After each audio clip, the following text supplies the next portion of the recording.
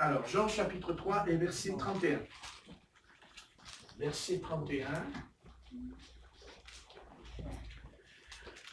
Et on va à Corinne, puisqu'elle dort pour les cas. Jusqu'au verset 36. Ah bah oui.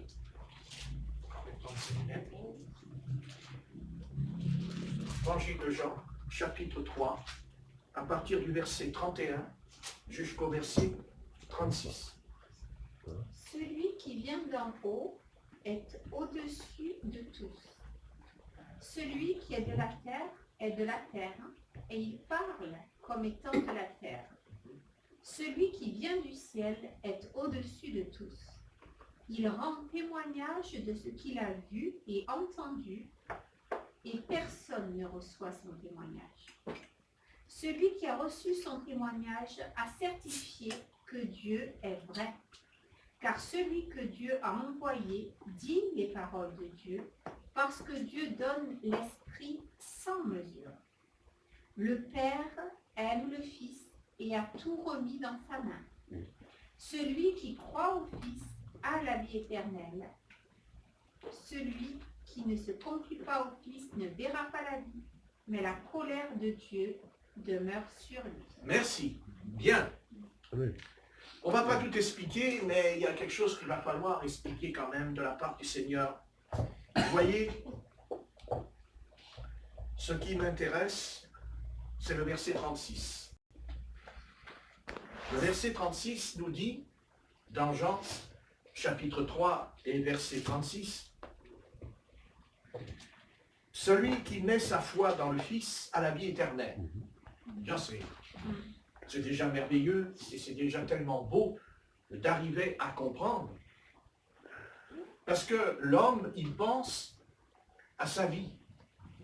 Mais le Seigneur, lui, quand il nous parle de quelque chose qu'aucun homme ne peut nous expliquer. Ni un chef d'État, ni un philosophe, ni... Il n'y a personne qui peut nous parler de cette chose. D'abord parce que l'homme ne le sait pas, ou parce que l'homme n'y croit pas. C'est la vie éternelle. Amen. C'est la vie éternelle. Parce que nous avons la vie éternelle. Bien sûr qu'on a peur de la mort. Même si on est croyant, on ne peut pas dire « je n'ai pas peur de la mort ». On peut le dire pour essayer de se... Mais il faut arrêter 2 minutes. Si on n'avait pas peur de la mort, à ce moment-là, quand on est malade, on n'irait pas voir le docteur. Parce que si on est malade et qu'on va voir le docteur, c'est qu'on ne veut pas mourir. Parce qu'autrement, on se laisserait mourir, puisqu'on n'a pas peur. Mais nous avons peur de la mort. Et c'est bien d'avoir peur de la mort. C'est bien d'avoir peur. Au contraire, si on n'avait pas la peur de la mort, à ce moment-là, on ne pourrait jamais être sauvé, puisqu'on n'aurait pas peur. Seulement, voilà, l'adversaire, l'ennemi, s'arrange à se dire, oui, bien sûr, parce que lui aussi, il veut qu'on ait peur de la mort. Par contre, il veut qu'on en ait peur, mais en même temps, il veut qu'on ne s'occupe pas de notre âme. Il ne veut pas que notre âme se pose la question, et après la mort, qu'est-ce que je vais devenir? Après la mort, où je vais aller? Tout ça, Satan le sait, mais surtout Satan le sait, puisque Satan, il sait très bien, il est dans l'au-delà. Donc il le sait. Mais ce qu'il sait, lui, c'est que l'adversaire n'est pas seulement Satan pour être Satan. Satan, lui, c'est quelqu'un,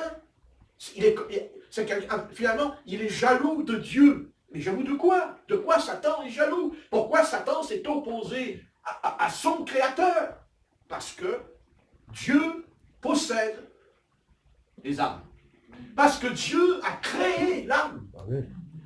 Et que Satan est jaloux parce qu'il veut, lui, des âmes pour lui. Le combat qu'il livre, c'est qu'il veut prendre quelque chose que lui, il ne peut pas créer. Parce que s'il pouvait créer des âmes, il ne viendrait pas nous embêter. Il va créer des âmes et il dira, vous êtes à mon service. Vous allez faire mes 4 volontés. Comme il le fait d'ailleurs avec les âmes qui lui appartiennent. Mais ils ne lui appartiennent pas vraiment. Il les a volées. Il les a pris a un propriétaire qui s'appelle le Seigneur. C'est le propriétaire. Le propriétaire de notre âme, ce n'est pas Satan. Le propriétaire des âmes, même des païens qui ne sont pas encore convertis à Christ, leur âme appartient à Dieu. C'est Dieu qui a soufflé en eux. Dieu a soufflé le souffle de vie et ils devinrent une âme vivante. C'est l'adversaire qui veut prendre notre âme. Parce qu'il est jaloux. Parce que lui, il a un royaume. Satan n'est pas quelqu'un qui va errer comme ça dans l'air simplement. Satan, il a un empire, il a un royaume, il a un gouvernement. Il a un gouvernement puisqu'il est parlé des autorités dans le royaume des ténèbres, les principautés, les puissances. Satan, c'est pas simplement comme ça quelqu'un de personnage qui parle, c'est quelqu'un qui a un gouvernement. Il a avec lui des princes de ténèbres qui sont supérieurs à d'autres démons. Il y a une hiérarchie dans le royaume des ténèbres. Et le diable ordonne à ses démons, c'est-à-dire à ses anges déchus, il leur ordonne, il les envoie. Et s'ils n'obéissent pas, il peut les fouetter, il peut les corriger, il peut les frapper.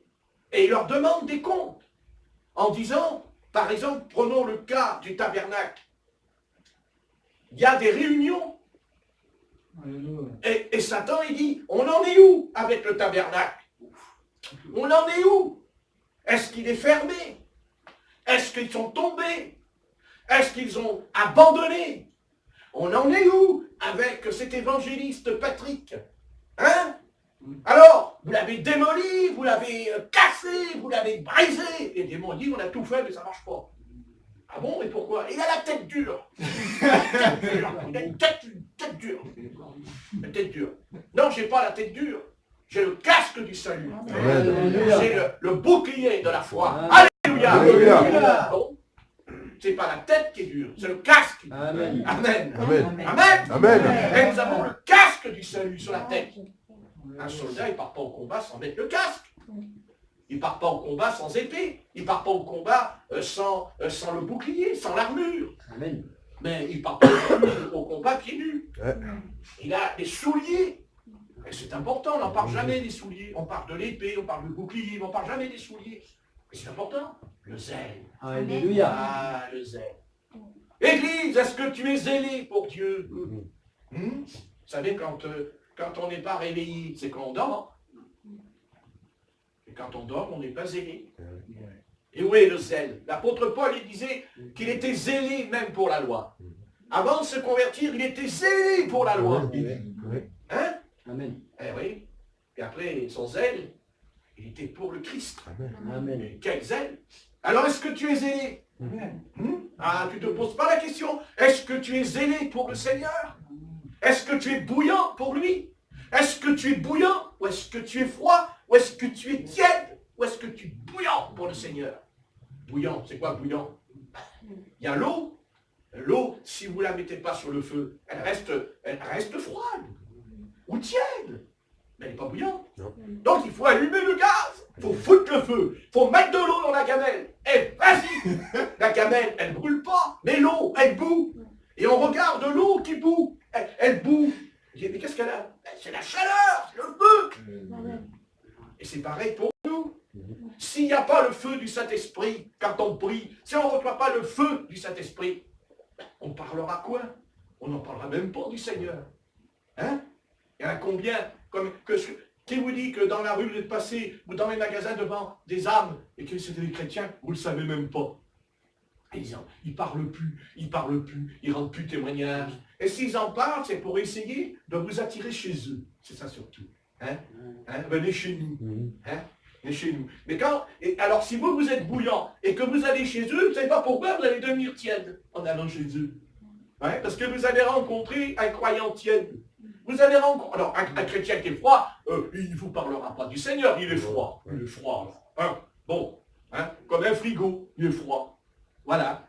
Il est froid. Dedans, il a mis de la nourriture. Quand on ouvre le frigo, dedans, le don de prophétie, il est froid. Le don de parler en langue, il est froid. C'est froid. Mais aussi, il y a pire. Il y a pire. C'est quand c'est tiède. C'est fou. on parle du Seigneur, mais c'est faux. Le danger. On prie, mais c'est faux. Vous savez, on sent que c'est faux dans la voix. C'est faux. C'est terrible. Mais on ne veut pas ça. Ben oui. On veut être bouillant pour le Seigneur. Amen. Un bouillant, ça ne veut pas dire commencer à crier dans le métro, Seigneur, il est dans le métro. Ouais, le métro, il va freiner d'un coup. Il s'arrête le métro, d'un coup. Les gens disent, oui, il s'arrête le métro. Hein? Non, je ne parle pas d'être un exalté, d'être un excité. Mais être bouillant, ça ne veut pas dire être excité. Quand l'eau, elle bout, elle n'est pas excitée. Quand l'eau, elle bout, elle ne sort pas de la gamelle. Et par contre, quand elle bout, elle diminue. La vapeur, eh bien voilà. Eh bien, quand on est bouillant pour le Seigneur, eh bien on diminue. Amen. Ah, ben, oui. Alléluia. Alléluia. On diminue, mais on est bouillant quand Ouais, même. amen. L'eau, elle frémit. Et quand on parle du Seigneur, les gens ils sont là. Ah, mais qu'est-ce que c'est? Qu'est-ce qui se passe? J'ai jamais entendu des choses pareilles. Dire, on l'a peut-être entendu. Bien sûr. On les a entendus au travers des catholiques, on les a entendus au travers des protestants. Ouais. Mais c'est l'esprit protestant qui parle, c'est l'esprit catholique qui parle. Nous, on ne veut pas de l'esprit catholique, on ne veut pas de l'esprit protestant. On veut l'esprit qui était à la Pentecôte. Amen. On ne veut pas le pentecôtisme. On ne veut pas le pentecôtisme. On sait ce qu'il est devenu, le pentecôtiste, aujourd'hui. Je parle d'autre chose. Je parle de ce feu, de cette chose en nous qui brûle, qui consume tout ce qui vient du monde. Parce que quand on parle du feu du Saint-Esprit, il brûle le monde. Pas le monde qui brûle, attention, pas des fous. C'est comme un jour, le pasteur qui était venu, un pasteur Manel, il était venu, ne me rappelez pas, il avait dit Marseille va brûler. J'ai les parents de Caroline qui m'ont appelé le soir, m'ont dit, il paraît que je ne sais pas quoi dire, moi j'ai dit, ne vous inquiétez pas, Marseille ne brûlera pas, mais par contre j'ai dit aux parents, nous prions quand même pour que la statue elle tombe par terre. Ah, catholique! Il dit, ouais, justement, c'est pour ça que je vous parle de la statue. Vous comprenez? Mais vous n'avez jamais posé la question. J'ai dit, madame, vous n'avez jamais posé la question? Elle me dit, quelle question? Vous avez demandé à la statue, es-tu catholique? Est-ce que la statue, elle vous a dit, je suis catholique romain? La statue, elle ne parle pas. La Bible dit que les statues, ça ne parle pas. C'est muet, statue. Hein? Mais ils prient une statue qui ne parle pas. Ils prient une statue qui ne répond même pas. Ne répond pas, ils font des prières devant quelqu'un qui ne répond pas. Hein? Il dit, oh statue, s'il te plaît, pourvois mes besoins. La statue, elle dit rien. Je dis rien, statue. Je dis rien, statue. Hein? Ok, la statue, elle est toute en ordre. Hein? Elle est toute en ordre. Alors ne priez pas, vous prenez un petit couteau, vous gardez un petit morceau, là, vous avez un petit morceau d'or en redescendant les escaliers. Hein? Voilà, comme ça, tous les grands catholiques romains, ils montent en haut, ils prennent un couteau, ils grattent la statue, vous savez. Hein, ouais. Au bout d'un an, il n'y a plus de statue. Mais elle est où, cette statue? La statue, elle est où? La statue, elle est à la banque. On a mis les morceaux dans le coffre. Hein? Voilà. Ah ouais. Comment on peut adorer une statue qui ne répond pas? Comment on peut... Vous voyez, les ténèbres, c'est les ténèbres. Comment vous pouvez penser que... comment on peut penser qu'un homme comme le pape qui se fait passer pour le chef de l'Église, comment il peut penser, lui, qui a fait des études de théologie, qui a fait des grandes études, il se met à genoux devant une statue? Il y a un problème. Il y a un problème. Ben, je veux dire le problème. Ben, c'est parce qu'il est possédé par un esprit d'idolâtrie. Et croyez-moi, c'est vrai. Il y a une puissance. Vous savez, il y a une puissance d'idolâtrie dans l'Église catholique romaine. Je ne parle pas des gens, des âmes, je ne parle pas des hommes, des femmes, des enfants qui sont catholiques. C'est pas de ça que je parle. D'abord, je n'ai pas à juger. Je ne suis pas là pour juger, moi. Mais je condamne l'esprit d'idolâtrie. C'est une puissance. C'est la seule Église. C'est la seule Église qui se fait appeler l'Église de Jésus-Christ et qui possède autant de statues, autant d'images. C'est étonnant. Alors, qu'ils ne viennent pas nous dire qu'il n'y a pas Satan dans cette affaire.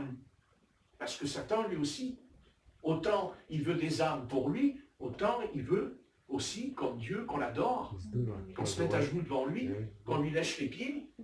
Ouais, c'est pour ça que... Remarquez, ce pape qui est sur le trône du Vatican, il y a une chose quand même qu'il a fait qui est bien.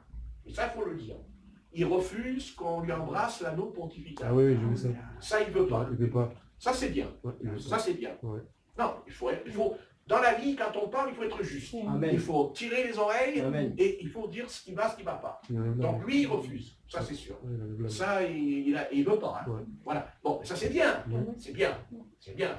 Qu'est-ce qu'on a besoin d'embrasser un anneau franchement, un anneau. Moi, je n'embrasserai pas l'anneau. Hein. Moi, je lui enlève, je le revends. Je me baisse, je l'attrape en cachette, hein, il ne sent pas. Je le glisse, vous voyez. Ouais, après, il rentre à la maison, il est où mon anneau, hein?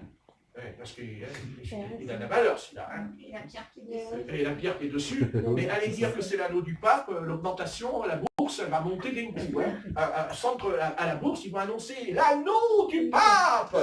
Et d'un seul coup, il y a la bourse qui monte. Il y a la bourse qui monte. La bourse qui monte. Ouais. Et t'as les catholiques qui pleurent devant la bourse. Il est l'anneau, où est l'anneau? Où est l'anneau? Vous rigolez, mais ils en sont capables. Ouais. Où est l'anneau? Où est l'anneau? Ça fait penser que le pape, c'est le Seigneur des anneaux. Ouais, le Seigneur des anneaux. C'est comme ça. Hein? Quelle idolâtrie! Quelle idolâtrie! Mais quelle idolâtrie!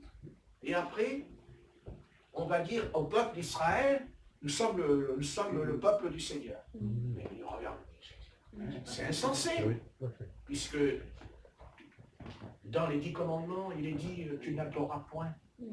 Tu ne feras point d'image de moi. Tu feras point de moi des statues, tout, des représentations. Attendez. Donc ça prouve les ténèbres. Parlons-en des ténèbres. Même nous, on pense qu'on n'en a pas encore des ténèbres. Mais on en a encore. Ça c'est sûr. On en a encore. On en sera libéré une fois que notre corps retournera dans la terre. Mais c'est pas parce qu'on a des ténèbres qu'on ne peut pas non plus les chasser. Qu'on ne peut pas évoluer, qu'on comprend des choses qu'on doit dire aux ténèbres, ça suffit maintenant. Ce qu'on ne comprend pas ce soir, on peut le comprendre dans un an. Parce qu'il y a des ténèbres qui sont parties. Et, oui, elles s'en vont. Il y en a d'autres, mais elles s'en vont. Hein? Parce que Dieu, quand il nous délivre, sachez que Dieu ne nous délivre jamais complètement.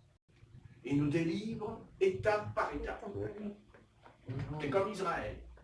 Hein? Le Seigneur, quand il dit à Israël, voici les promesses que j'ai faites à tes pères, parce que Dieu a fait des promesses, parce que quand on parle d'Israël, il ne faut pas oublier que la promesse, d'abord, elle n'a pas été donnée à Israël d'aujourd'hui. Le peuple d'Israël aujourd'hui, il ne fait qu'accomplir la prophétie qui a été annoncée par l'Éternel, à Abraham, à Isaac et à Jacob. Donc, ils peuvent discuter tant qu'ils veulent. Le problème, c'est la prophétie.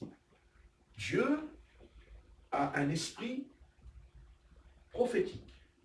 C'est-à-dire que Dieu annonce à l'avance les choses qui vont arriver.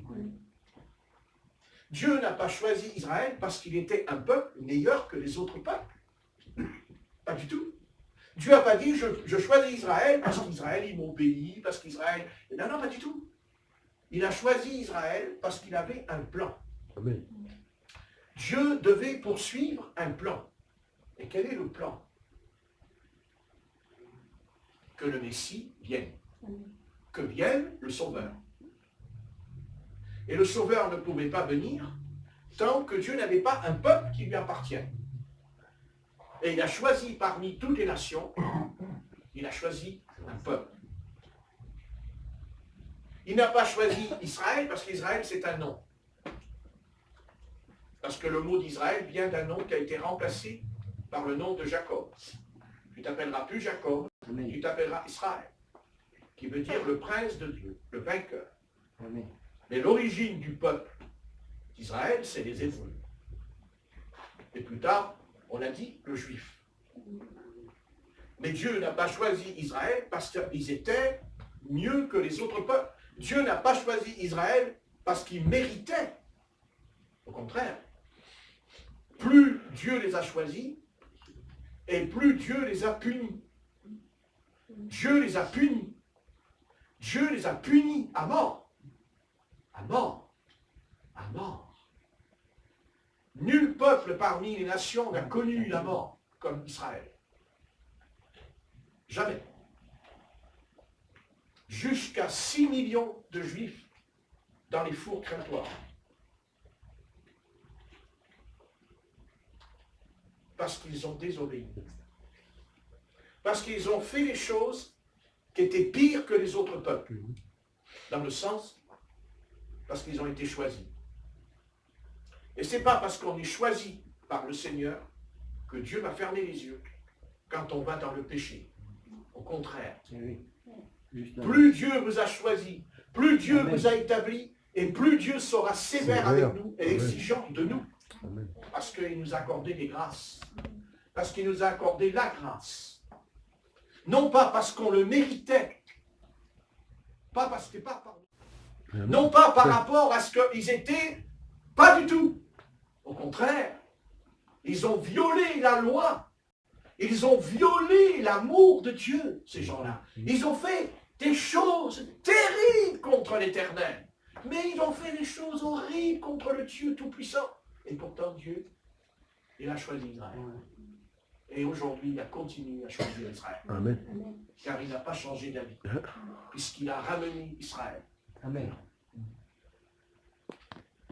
Depuis l'an 70, quand le temple a été détruit, quand l'armée romaine est entrée, Dieu n'a jamais, jamais abandonné son alliance avec Israël.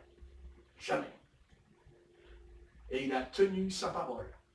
Parce qu'il a ramené Israël dans la terre promise, dans la terre natale. Il a ramené Israël là où les pères, les fondateurs, Abraham, Isaac et Jacob. Dieu a ramené Israël parce que c'est là qu'est sorti le Messie, le fils de David. Amen. Parce que Dieu n'a pas seulement choisi Israël, mais il a établi un trône en Israël, le trône de David. Et Jésus-Christ est le fils de David. Et il reviendra. Il ne reviendra pas, comment? Pas, là, il revient, comment? Nous sommes dans la dispensation du Fils. Mais quand Christ reviendra, il ne reviendra pas dans la dispensation du Fils. Non. Il reviendra dans la dispensation du Fils de David. Parce qu'il va monter sur le trône de David. Amen. Parce qu'il est le roi des rois et le Seigneur des seigneurs. Car le problème que Dieu doit résoudre avec nous, parce que Dieu a un problème avec nous, son problème à lui, c'est que Dieu veut nous faire comprendre qu'en Christ, il n'y a ni juif et ni grec. Ça, c'est important. En Christ, il n'y a ni juif et ni grec, ni homme et ni femme.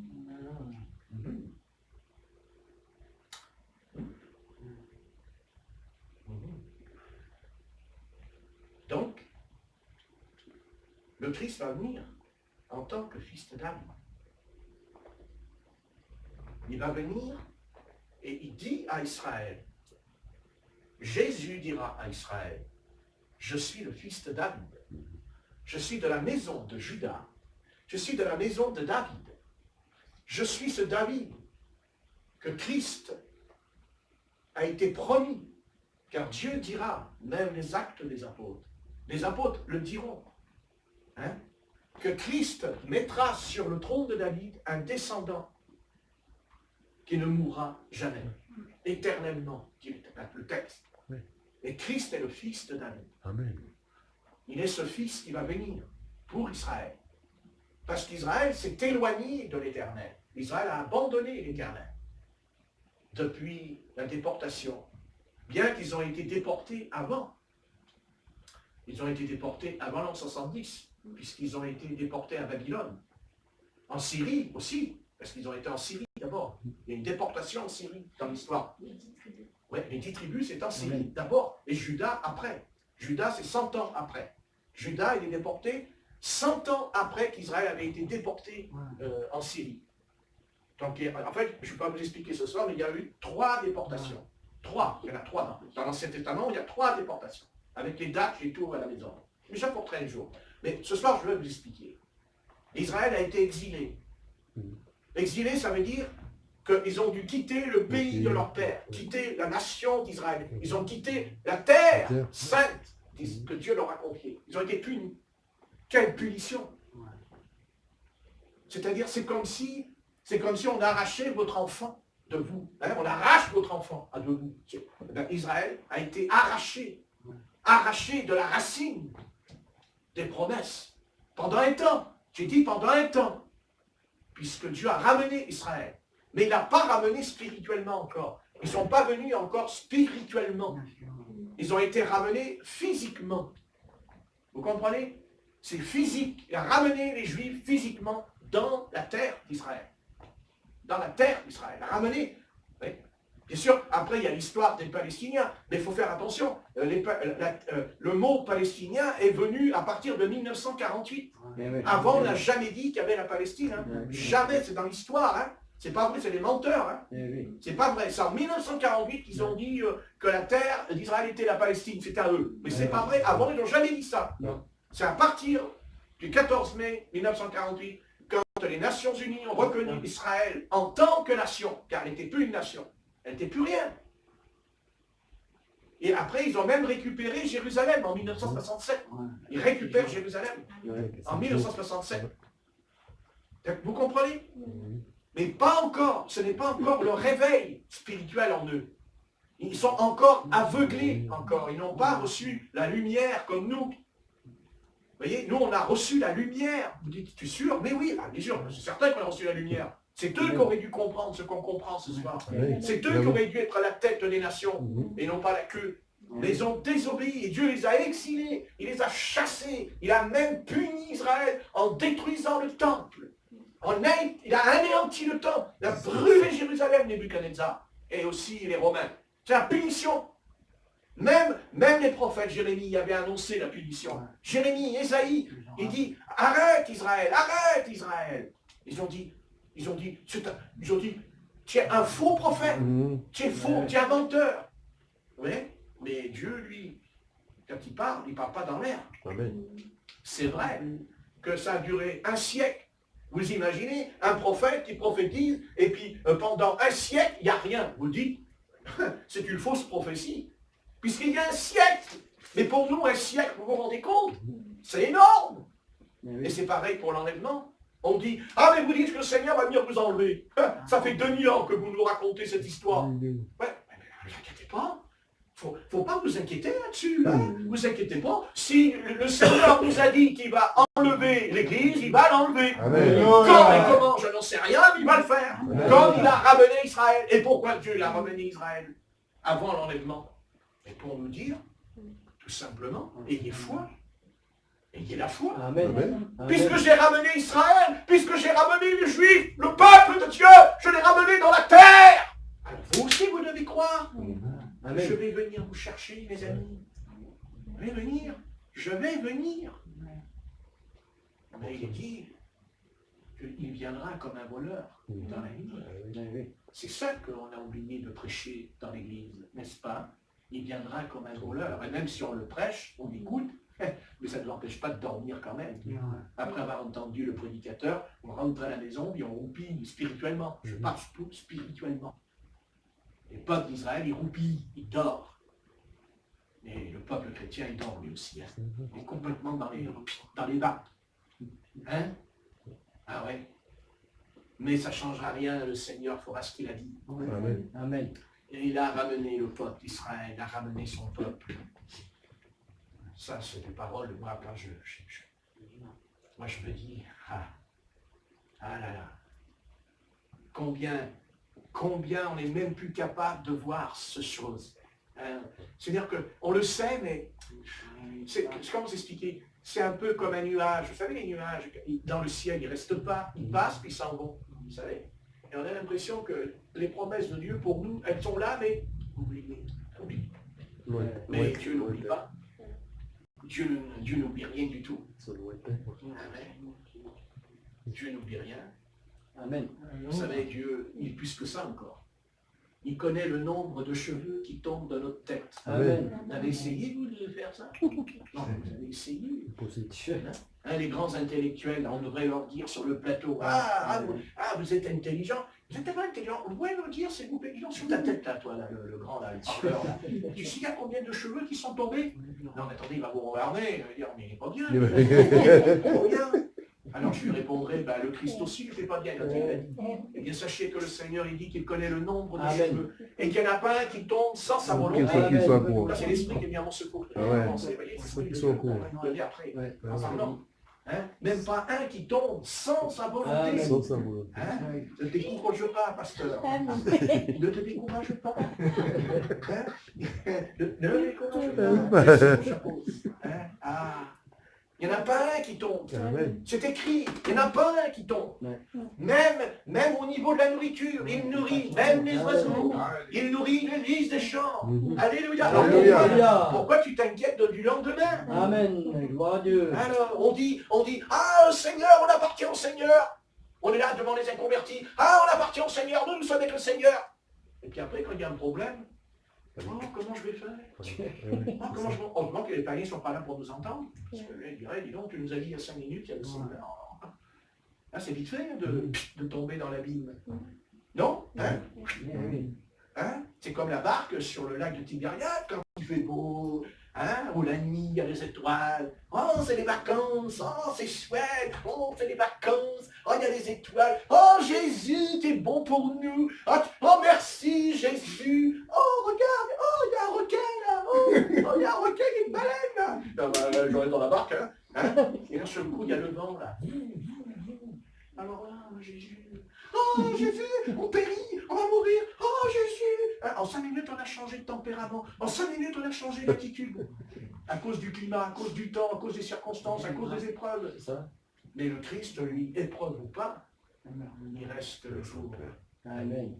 le même. Jésus reste le même.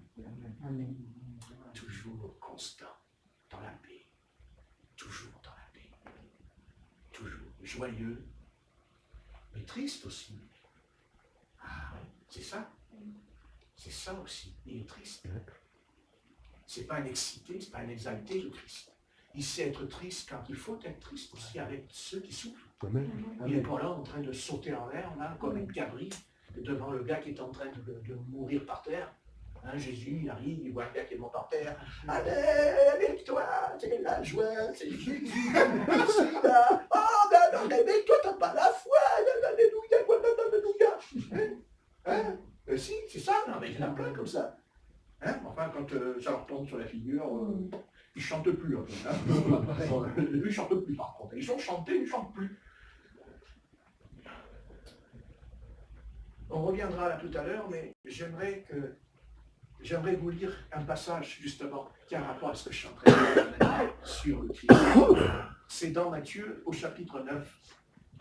Matthieu, chapitre 9, et verset 18.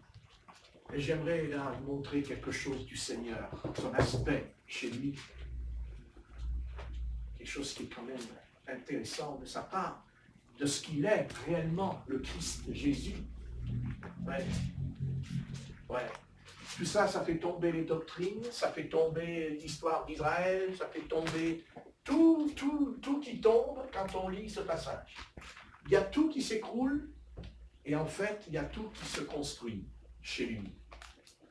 Et c'est peut-être cet aspect de Jésus que nous n'avons pas encore reçu, compris finalement chez lui. Mais nous allons le lire. C'est dans Matthieu chapitre 9 et verset 18. Je vais le lire s'il vous plaît. Tandis qu'il leur disait cela, un chef arriva. Il se prosterna devant lui et disait, « Ma fille est morte, il y a un instant. Mais viens, pose ta main sur elle, et elle vivra. » Jésus se leva et le suivit avec ses disciples. Verset 20. Alors une femme atteinte d'une perte de sang depuis 12 ans s'approcha par derrière et toucha la frange de son vêtement. Car elle se disait, si seulement je touche son vêtement, je serai sauvée. Jésus se retourna, la voyant, et dit, « Courage, ma fille, ta foi t'a sauvée. » Et la femme fut sauvée dès ce moment même. Lorsque Jésus fut arrivé à la maison du chef et qu'il vit les joueurs de flûte et la foule agitée, il dit, « Retirez-vous, car la jeune fille n'est pas morte, elle dort.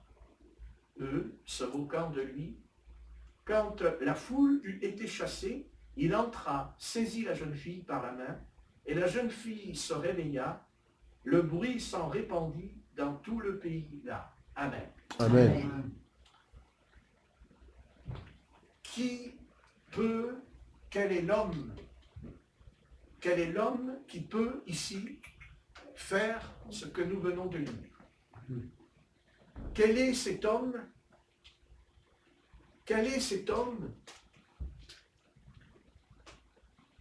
qui va rencontrer un homme qui va lui dire, écoute, voilà, ma fille est morte il y a un instant.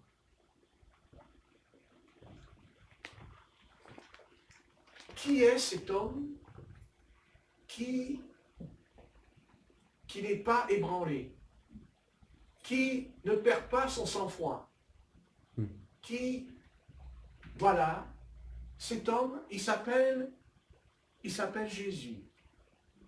Ça c'est le vrai Jésus.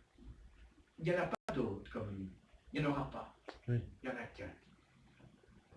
Parce que personne ne peut faire ce qu'il vient. Personne ne peut faire ce que nous venons de lire. Personne sur la terre. Jésus voit un papa, on va dire un papa, un père. Il dit, je vais aller voir cet homme. Je vais aller voir Jésus. Jésus n'a point de temple, il n'a point de local, il n'a pas de... Jésus, il dort même pas dans une maison, puisqu'il ne savait pas reposer sa tête, dit les textes. Il dormait de temps en temps chez des sœurs, puisqu'il dit que les femmes le recevaient, s'occupaient de lui, des femmes de distinction, qui entouraient le Seigneur, qui s'occupaient de lui, qui l'aimaient. Mais lui, finalement, il n'y a qu'une chose qui l'intéressait, c'est cette relation, on ne va pas expliquer, on ne peut pas expliquer, entre son Père Céleste et lui, tous les deux. C'était tous les deux. Je sais qu'ils sont un, je suis d'accord, et j'en sais quelque chose, mais ils sont tous deux quand même. Ils sont deux. Ils sont deux. Il y a une relation entre le Père Céleste et le Fils dans l'Écriture. Oui, il y a ce que Satan voudrait tellement détruire et il voudrait tellement nous faire croire qu'il n'y a pas le Père Céleste et il n'y a pas le Fils. Ça m'intéresse beaucoup, ça. Mais Dieu a quand même le droit, j'espère, d'avoir un Fils. Et non pas un Fils, mais unique. Unique. Son Fils unique.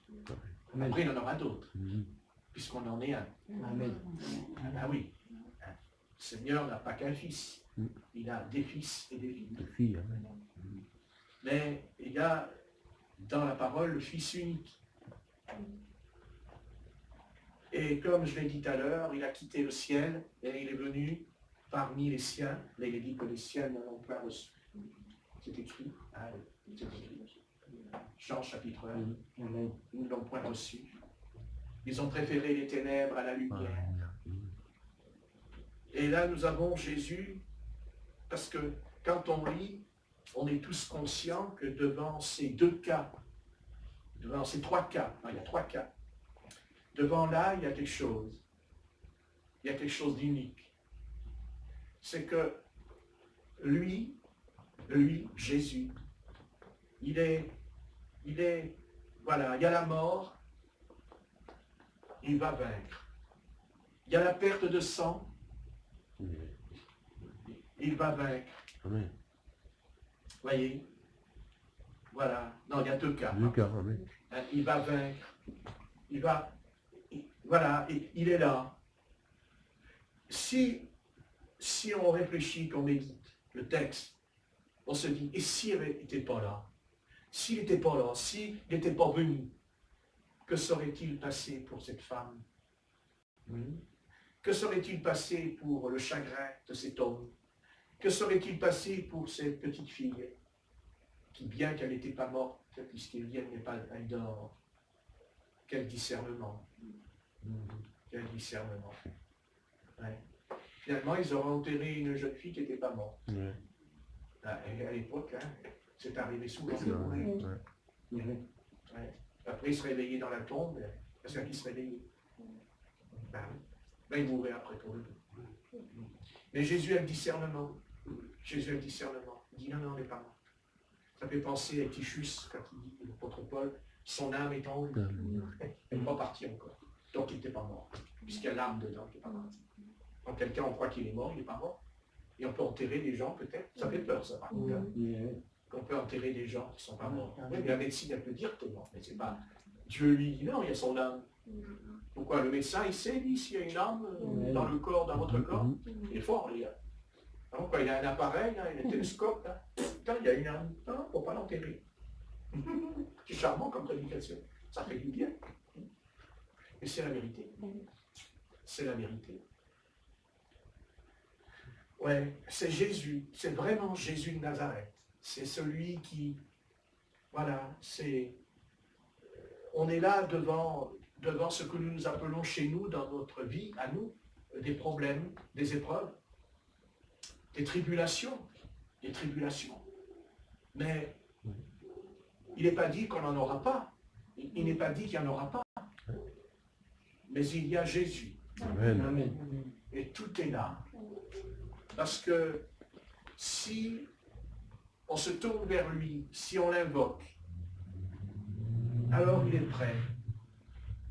Il est prêt à faire plus que nous pourrions le penser ce soir, pour nous délivrer, pour nous secourir. Pour les uns, ce sera une guérison, pour les autres, ce sera même une résurrection. Et même si ce n'est pas une résurrection physique, ça peut toujours être une résurrection spirituelle. Dans ceux qui sont morts spirituellement, on dit, ben, c'est foutu. Hein, c'est ce qu'on dit, c'est foutu. Et Dieu, il dit, mais comment tu le sais? Pourquoi toi, tu penses que c'est foutu. Mais vous voyez, heureusement que le Seigneur ne pense pas comme nous pensons souvent à l'égard de certaines âmes, où on les regarde, et on se dit, bon, ben, c'est terminé, les carottes sont cuites, n'est-ce pas? Mais c'est pas comme ça que le Seigneur voit les choses. Parce que, d'abord, parce que le Seigneur, il est la résurrection et la vie. Amen. C'est ça surtout. Mais quand on lit bien, attentivement, c'est, je sais pas, c'est tellement beau, c'est tellement fort, cette histoire, hein. Ouais. Ah ouais, c'est Jésus de Nazareth. Voilà. Ils viennent vers lui. Et il ne les enseigne pas. Vous avez vu qu'il n'y a pas d'enseignement, il n'y a pas de doctrine, il n'y a pas de...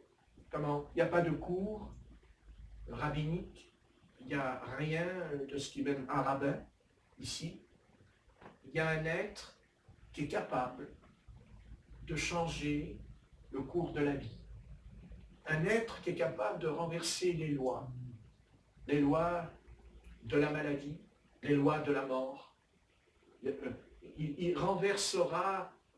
Et puis, ce qui est très intéressant, c'est que les personnes qui vont venir vers lui ne perdent pas leur sang-froid.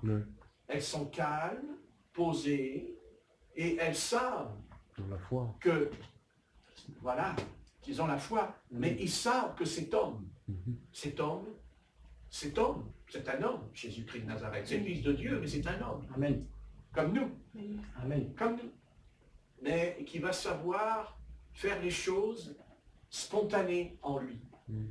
Il rentre dans la maison, il y a la foule qui pleure, il y a les flûtes et tout, et il dit, écoutez, il ne se contente pas de leur demander avec politesse de sortir, et il dit qu'il les chassa. C'est carrément très clair. Parce que Jésus avait bien compris que des moments dans la vie, des fois il faut chasser, et non pas discuter. Donc il y en a eu marre d'entendre toutes ces cérémonies-là, de plaintes et de gémissements. Et Jésus, lui, il dit, et c'est merveilleux, hein, il entra, saisit la jeune fille par la main. Et la jeune fille se réveilla.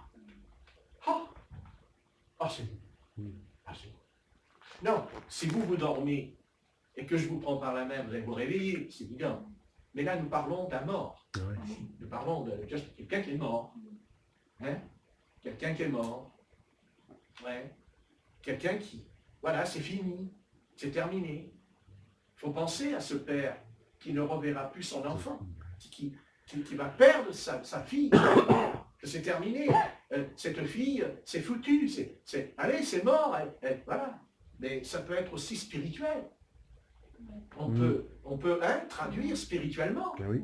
en disant mais que va devenir ma fille, hein? Elle est morte, je parle spirituellement, je ne parle pas physiquement, ça suffit.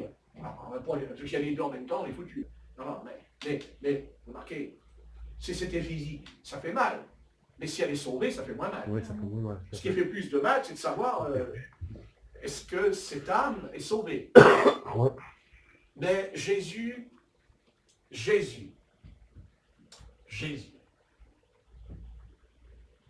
voilà. Et si nous prions, Jésus peut entrer et faire les choses qui nous paraissent impossibles, impensables en nous-mêmes. Amen. Mais il peut le faire. Oui.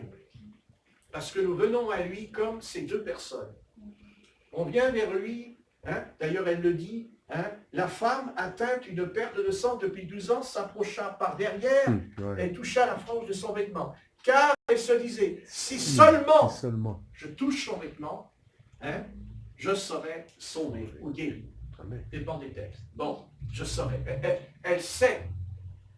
Mais nous, et toi, et moi, est-ce que nous savons ou est-ce que nous sommes convaincus de ce que Jésus pourrait faire pour nous ce soir? Et il répond, mais j'ai tout pouvoir. Amen. J'ai tout pouvoir. Oui. Ici, le Seigneur nous montre tout le pouvoir, l'immense de son pouvoir.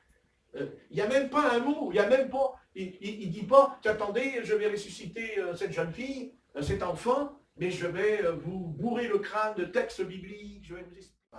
Mais il sait qu'il souffre. Il connaît le malheur qui frappe ce papa. Parce que c'est un malheur de perdre son enfant. C'est un grand malheur. Et Dieu sait qu'aujourd'hui, il y en a combien qui, en lisant ce texte, nous savons combien, pendant que je parle, il y en a où il y a des petits-enfants qui s'en vont là maintenant, donc je parle. N'est-ce pas? C'est pas seulement la Bible. Et Jésus de Nazareth, c'est l'être le plus beau, le plus fort, le plus puissant qui peut exister dans cet univers corrompu, décadent, dans cet univers horrible. Mais là, au sein de la nuit, dans la nuit, où il n'y a même pas d'étoiles, parce que les étoiles, elles peuvent éclairer encore la nuit, la lune peut éclairer. Mais là, il n'y a ni lune, ni étoile. C'est tellement sombre, il n'y a plus rien. Il n'y a plus rien. Je sais que ma petite fille, je ne la reverrai plus. Je sais que je ne la reverrai plus dans sa chambre, je ne la reverrai plus allongée sur son lit, parce que je l'ai vu grandir, parce que je l'ai pris sur mes genoux, parce que c'était mon petit enfant, c'était mon petit chou, et je ne la reverrai plus, ça c'est clair. C'est terminé. Parce que s'il n'y avait pas eu Jésus, c'était fini, là, dans la parole. Et la femme aussi, c'était fini sa vie, parce qu'elle allait mourir, elle allait mourir. Le sang sortait de son corps, une perte de sang, c'est la mort, à coup sûr. Mais Jésus va barrer le chemin. Il barre le chemin à quoi, finalement? On se pose la question. À la malédiction. Il barre le chemin à la malédiction. Parce qu'il y a la malédiction sur nous. Parce que nous avons été maudits. Bien sûr. Tu as maudit la terre. C'est écrit dans la Genèse. Il maudit. Et il dit, je maudis. Parce que le péché génère la malédiction. Parce que le péché va il génère cette chose, qui est d'ailleurs une graine, une semence terrible. La mort. Elle génère, c'est-à-dire qu'elle produit, elle produit la malédiction, le malheur. Elle produit le malheur. Le malheur dont on peut être frappé du jour au lendemain. Car le malheur, il ne nous prévient pas. Le malheur, il ne nous avertit pas. Il y a le malheur qui va venir. Bon, enfin, on ne dormirait plus. Vaut mieux pas. Dieu en moins nous préserve de ça, de ce qu'on va savoir que le malheur. C'est pour ça que Dieu ne veut pas que nous allions voir les médiums, parce qu'eux, ils sont capables de vous dire ce qui va nous arriver en parenthèse. Oui, non, mais c'est pas, ça c'est vrai. Pas tous. Et, attendez, ça c'est sûr. D'accord? Donc, Dieu ne veut pas qu'on sache. Ah, il veut pas. Si ça vient, ça vient. Voilà, ben, ça viendra. Il ne faut pas dire que ça n'arrivera pas. Ça peut arriver. De toute façon, il y a déjà un grand malheur qui nous attend. Et tous nous en sommes frappés ce soir. C'est qu'un jour, il y en a quelques-uns d'entre nous qui vont quitter ce lieu, et qui ne reviendront pas dans cette église, parce qu'ils vont aller dans la tombe. Et ça, c'est un malheur. Bien sûr. Mais, dans ce malheur qui frappe l'homme, et qui frappe aussi l'homme, qui peut le conduire à la dépression, qui le conduit à la tristesse, parce qu'il y a aussi la tristesse dans la Bible. Mais en même temps, il y a quelqu'un. Nous pouvons lire l'Ancien Testament avec tout ce que l'Éternel a fait. Il a ouvert la mer Rouge. Enfin, Dieu a fait tant de choses dans l'Ancien Testament. Il a fait descendre le feu du ciel. Hein. C'est le feu qui est descendu sur les prophètes de Baal. Ah, c'est impressionnant, hein, le feu. Hein. Il prie, puis il y a le feu. Là. Hein. Après, il y a les 50 soldats. Hein, à 2 reprises, ils viennent vers Élie. Élie dit, si je suis un prophète de l'Éternel, que le feu descende. Aujourd'hui, on dirait qu'il est complètement malade, ce type. Non, mais le feu est descendu. Ils n'ont pas fait long feu. Hein. Le feu, il descend, les 50 soldats, avec leur armure, leur épée, et leur bouclier, leur char, et leur lance, et leur javelot, et leur arc, et leur flèche. Consumés, dis donc. 50 d'un coup. Non, parce que déjà, pour combattre un soldat, c'est pas marrant à la base.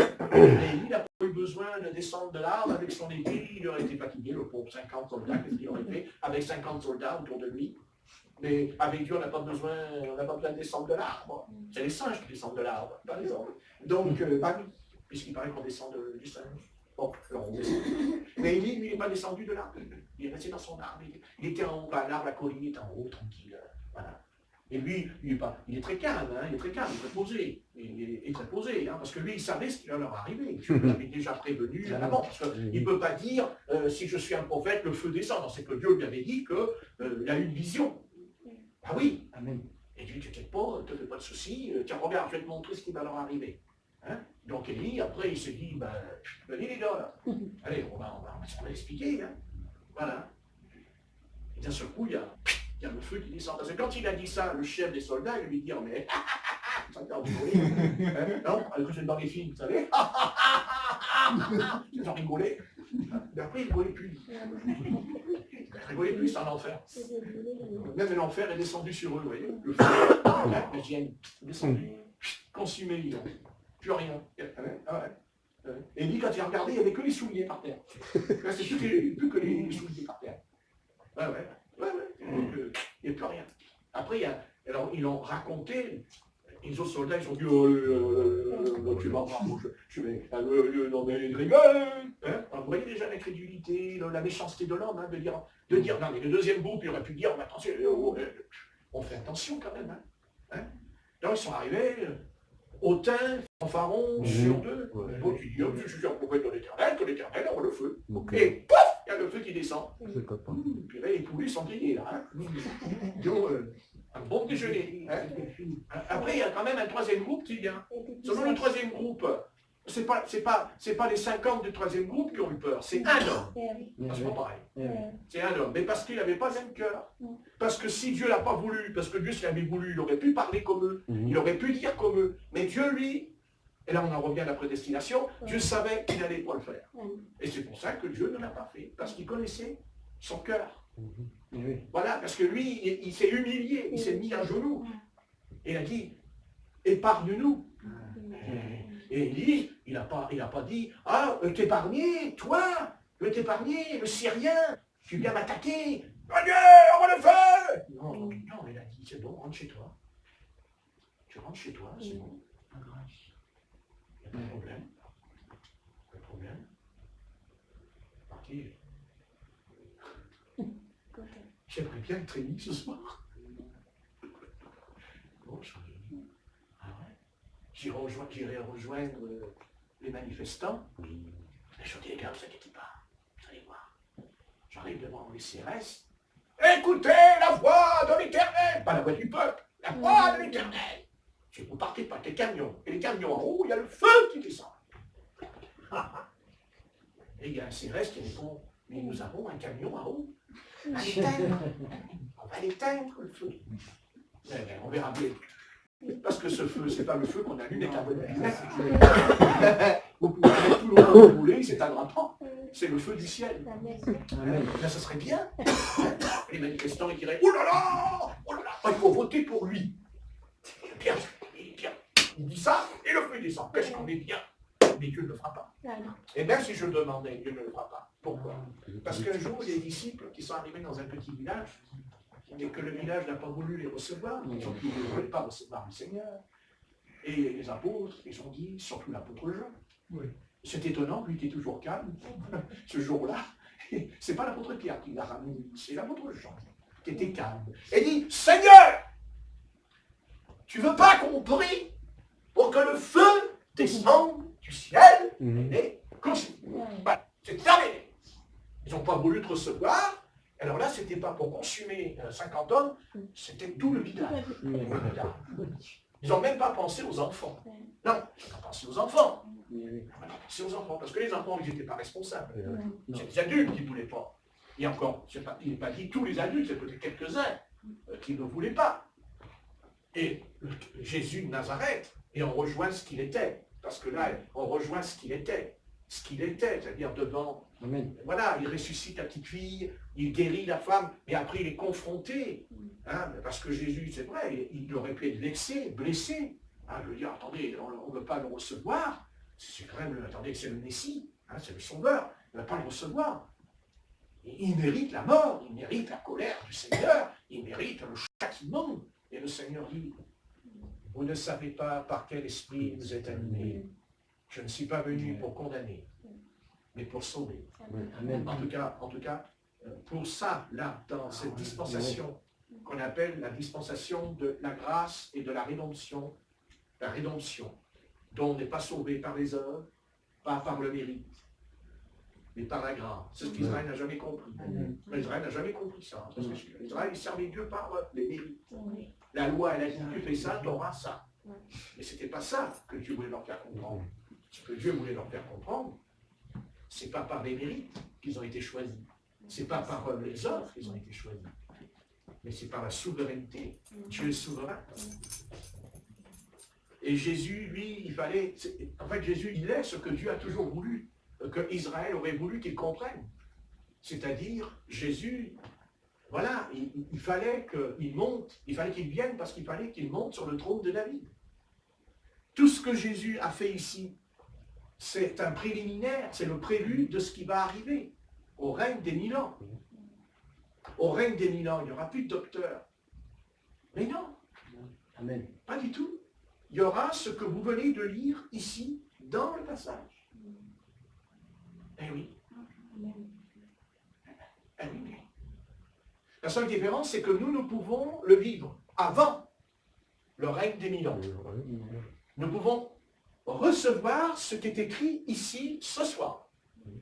Parce que Jésus a dit, va, ta foi. Ta foi. T'a sauvé. Amen. Oui. Donc, Jésus de Nazareth intervient parce que je peux avoir la foi et je peux avoir toute la foi qui transporte les montagnes. Si Jésus n'est pas là, c'est compliqué. Non, il y a d'abord un être. Amen. Il y a ce qu'on pourrait dire l'étoile de David, dont les mages ont vu dans le ciel.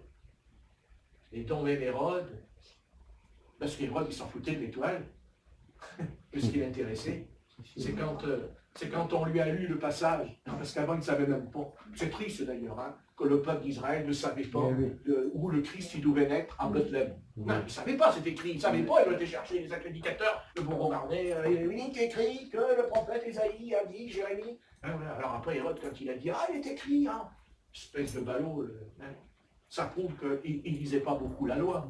Ils n'étudiaient même pas la Torah à l'époque, puisqu'ils ne savaient même pas où devait naître le Messie. Le propre Messie que Dieu leur a annoncé pendant des siècles à eux, ils ne savent pas où le naître. C'est bien triste. C'est bien triste, ce qui s'est passé à l'époque. Voilà, Jésus est venu. Et en même temps, il est venu, mais Satan a tout fait aussi pour le tuer, pour le faire mourir. Hein, nous savons ce qui s'est passé avec Rachel. Elle n'a pas voulu être consolée.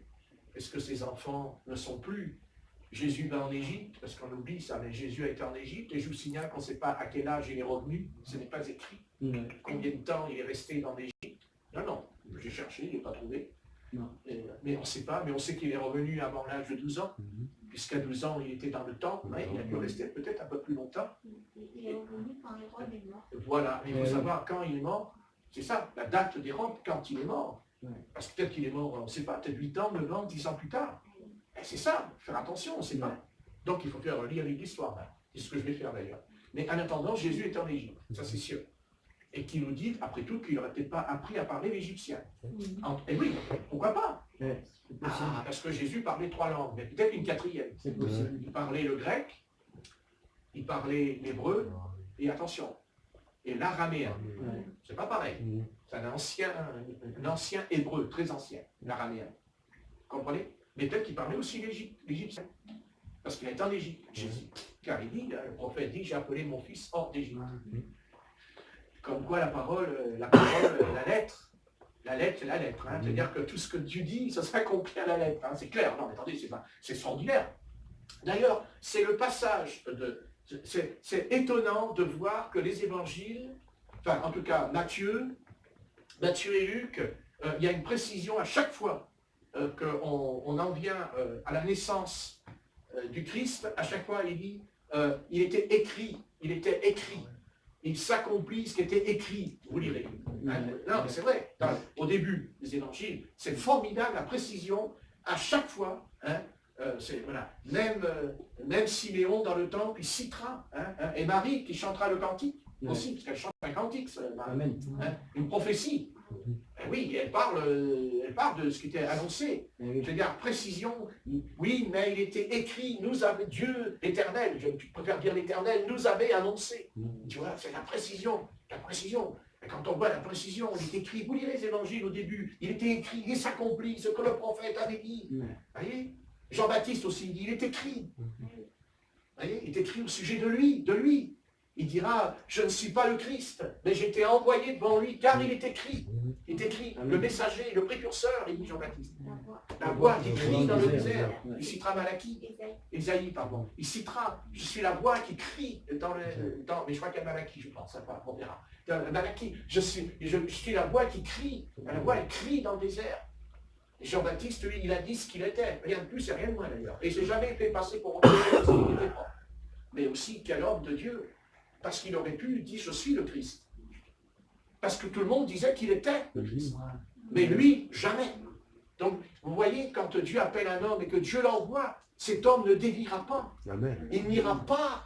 Voyez, un homme que Dieu appelle son esprit dedans. Il ne peut pas. Le Saint-Esprit viendra à son aide. Pour parler, pour dire les choses. Il ne peut pas. Il ne peut pas. Il est envoyé par Dieu.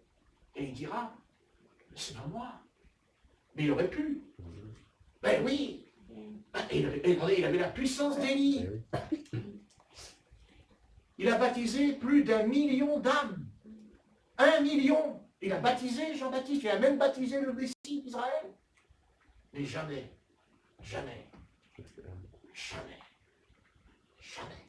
il prendra la place du Seigneur. Jamais il a eu l'idée, il a pensé. Jamais il s'est laissé entraîner par cette histoire. Pas comme aujourd'hui certains. Hein? Ah là là, ils la veulent la place. Hein? Ouais, ils la veulent. Même pas quand ils nous enseignent que William Branham il est ressuscité. Parce qu'ils veulent la place. Pourquoi ils disent ça? Pourquoi ils en sont venus à dire ça? Parce que justement, ils occupent une place que Dieu ne veut pas. Parce qu'il faut faire attention quand Dieu nous appelle. Il ne faut jamais prendre une place que Dieu ne nous a pas donnée. Parce qu'on peut tomber et faire une secte. On peut devenir une secte. Quand Dieu ne nous appelle pas à faire certaines choses, il faut faire très attention à ça. Il faut faire très attention. Il faut, l'apôtre Paul dira, demeurer dans l'appel que vous étiez, même avant de vous convertir. Que ceux qui étaient mariés, il dit quoi? Qui ne divorcent pas, et que ceux qui ne sont pas mariés ne se marient pas non plus. Il dit, vous faites comme Dieu vous appelle. Donc Dieu nous appelle, mais il ne nous appelle pas tous à être apôtres. Est-ce que Paul dit, tous sont-ils apôtres? Tous sont-ils prophètes? Tous sont-ils docteurs? Non. Non. Chacun reçoit un appel et reçoit un ministère. Mais ne faisons pas un ministère qui n'est pas. Il ne faut pas faire cela. Et je parle pour ceux qui savent très bien quelque chose dans leur vie privée au sujet de William Marion Branham. La question, c'est ça. C'est qu'à un moment donné, il ne faut pas faire quelque chose dont Dieu ne nous a pas appelés à faire. Il faut faire, c'est-à-dire, il faut faire ce que Dieu nous a appelés. Et si vous sortez de ce contexte, vous allez tomber. Vous allez tomber. Vous allez tomber et vous allez même entraîner des bien-aimés avec vous dans votre opinion qui ne vient plus du Saint-Esprit, puisque Dieu ne nous a pas appelés. Si Dieu dit, je t'ai appelé à être un prophète, alors sois un prophète. Et quand tu parleras au nom de l'Éternel, quand tu prophétiseras, quand tu révéleras, tu ne te tromperas pas, puisque Dieu t'a dit que je t'ai appelé. Amen. Pourquoi voulez-vous que Dieu puisse tromper un prophète si c'est Dieu qui lui a dit t'es mon prophète? C'est pas possible. Mais même s'il veut faire le docteur, s'il dit, moi je vais être le docteur, je vais enseigner. Mais Dieu dit, mais je t'ai pas donné l'onction. Tu n'as pas l'onction, tu n'as pas l'onction, tu n'as pas l'onction. Mais si j'ai l'onction, je prophétise, je révèle les péchés des gens sur l'estrade. Oui, c'est vrai, mais tu as l'onction d'un prophète. Amen. Tu as l'onction d'un prophète. Mais tu n'as pas l'onction d'un pasteur, tu n'as pas l'onction d'un docteur. Tu as l'onction d'un évangéliste, mais pas l'onction d'un docteur. Parce qu'un docteur, il n'est pas prophète. Un docteur, il n'est pas pasteur. Il n'est pas évangéliste. Un docteur, dans les Écritures, il ne guérit pas les malades quand il prie. Même s'il prie, non, il ne pourra pas. Il n'a pas le don des guérisons qui est réservé aux évangélistes. Parce qu'il y a l'évangéliste qui a le don des guérisons et le don de chasser les démons. Ça, c'est tout. C'est ce que dit Philippe l'évangéliste. Prêche à Christ et les démons étaient chassés. Vous comprenez? L'évangéliste, c'est un gagneur d'âme. En plein milieu du réveil en Samarie, l'ange, il vient, il dit, va dans le désert, tu rencontreras une âme, elle sera sauvée. C'est un évangéliste, mais ce n'est pas un pasteur. Parce que le pasteur, c'est celui qui garde les âmes. L'évangéliste, il dit, venez. Le pasteur, il dit, restez. Parce qu'il nourrit le troupeau. L'évangéliste, il ne peut pas nourrir. C'est un homme de réveil. Le prophète, c'est autre chose. Le prophète, c'est celui qui annonce le futur. C'est celui qui prédit l'avenir. C'est celui qui met en garde le peuple de Dieu quand il va s'égarer. Il a une puissance terrible sur lui. Mais ce n'est pas un docteur. Quand il va vouloir faire le docteur, il va se planter contre un mur. Il ne peut pas. Ça ne veut pas dire qu'il ne doit pas étudier. Ça ne veut pas dire qu'il ne doit pas étudier. Au contraire. Au contraire. Si on n'a pas le ministère de docteur, ben c'est là qu'il faut étudier. Amen. Et si on n'est pas prophète, ben c'est là qu'il faut jeûner et prier pour recevoir l'onction. Dieu ne nous empêche pas, il dit aspirer aux dons les meilleurs. Aspirer, pas inspirer. Aspirer. Pas pareil. Vous comprenez? Mais maintenant, Dieu dit non. Ce que je t'ai donné, personne ne peut te le voler. Personne ne... Non, tu sors. Si tu es né, et je vais même plus loin, et je parle des prophètes. Là pareil, attention, je ne parle pas des évangélistes. Je parle des prophètes. On n'est pas prophète parce que Dieu fait de nous un prophète quand on se convertit. On est né prophète. On est créé prophète. C'est ce que dira le Seigneur à l'apôtre Paul. Dans le sein de ta mère, vous lirez, dans le sein, il dit à Jérémie, dans le sein de ta mère, je t'avais établi prophète des nations. Amen. Vous voyez ce que je veux dire? Dans le sein de ta mère. Ça, c'est le prophète. Parce qu'un prophète, c'est un homme pas comme les autres. C'est pas un homme. C'est un homme, c'est spécial. C'est un homme particulier. Un prophète, de toute façon, d'abord, on n'aime pas les prophètes. Personne ne peut aimer un prophète. Pourquoi? Parce qu'il annonce des choses qui ne font pas plaisir. De temps en temps, il dit à Dieu, j'aimerais quand même leur annoncer quelque chose qui leur fait plaisir. Comme ça, ils m'inviteront à la maison, je pourrais manger quelque chose. Mais il dit, non, mais je ne veux pas le prophète, parce qu'après il va parler à table. Alors, après, moi, la nuit, putain, je ne dors plus avec lui. Là, non, moi, je ne peux plus dormir avec ce frère. Non. Israël disait au prophète, mais ils ont dit à Michée, qu'est-ce qu'il dit le roi Akab? Mais il n'annonce rien de bon, il n'annonce que des malheurs. Alors Josaphat dit, mais quand même, écoute, Il dit, non, mais il faut écouter ce que dit la parole de l'Éternel. Il dit Josaphat. Il ne dit pas le prophète, il dit la parole de l'Éternel. Non, non, non, il dit la parole de l'Éternel. Bon, alors, Akab, il dit, bon, d'accord, allez, faites venir Michée. Et les autres qui vont chercher Michée pour l'amener, ils disent à Michée, attention. Vous lirez le texte, il faut dire comme ça. Tu comprends? Il ne faut pas que tu mettes le roi en colère. Mets-toi bien avec le roi. Et là, tu mangeras des bonnes cuisses de poulet, tu mangeras du bon gigot, tu seras heureux, tu manqueras de rien. Tu auras même, plus discret s'il vous plaît, tu auras même, tu dormiras dans mon palais. Le soir, quand tu sortiras, avec les étoiles qui brillent, tu pourras te jeter dans la piscine. Mais tu seras. Mais je t'empêche pas de prophétiser. Mais Michée, je t'empêche pas de dire, mais dis les choses. Mais tu les dis comme moi, je veux que tu les dises. Et non pas comme toi. Et Michée répond, mais ce n'est pas moi qui l'ai dit, c'est l'Éternel. Il dit, j'annoncerai ce que l'Éternel m'a dit. Et les autres, ils étaient en train de faire la petite cuisine avec lui. Vous savez, quand on fait la cuisine, on prépare le plat. Et là, ils étaient là sur le chemin. Et alors, ceci, cela. Et Michée, moi si j'avais été Michée, j'aurais dit, écoutez, arrêtez de me gonfler. Hein, bon, moi je ne suis pas Michée. Bon. Il est arrivé, et à un moment donné, Michée, il va faire le jeu, parce qu'il fait le jeu, il va annoncer ce qui fait plaisir à Akab. Et Akab, lui, il a compris que c'était pas vrai, parce qu'il lui dit, mais tu vas m'annoncer. Et là, Michée dit, oui, je vais t'annoncer, je vois tout Israël dispersé sur les montagnes. Et il a bien compris, vous comprenez. Et Akab, il dit, écoute, la piscine, tu l'auras pas, le bon lit, tu l'auras pas, foutez-le-moi en prison, avec du pain sec et de l'eau. Et Michée se retourne calmement et lui dit, ainsi parle l'Éternel, si je reviens, c'est que je suis un menteur. C'est que je suis un menteur. Si tu reviens, si tu reviens, je suis un menteur. Tu es un menteur. Moi, l'Éternel. C'est Dieu, attendez, c'est grave. Il dit, t'inquiète pas, il n'est pas revenu. Non. Ah, il n'est pas revenu. Hein.